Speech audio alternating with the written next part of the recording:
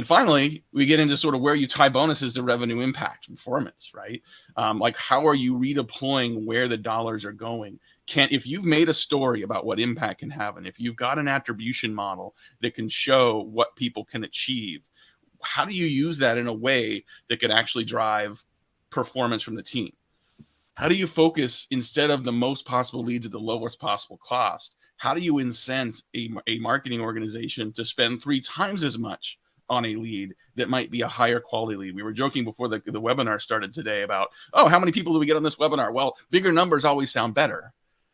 Bigger may not be better. Better might be better, right? I might be willing to spend a lot more money to have a lot fewer people on a webinar if they're the right people, that are the right people, the right companies that might be closer to ready to buy. You know, just because you got 1,000 people on a webinar doesn't mean they're qualified. It could be that they're bored and they don't have something better to do.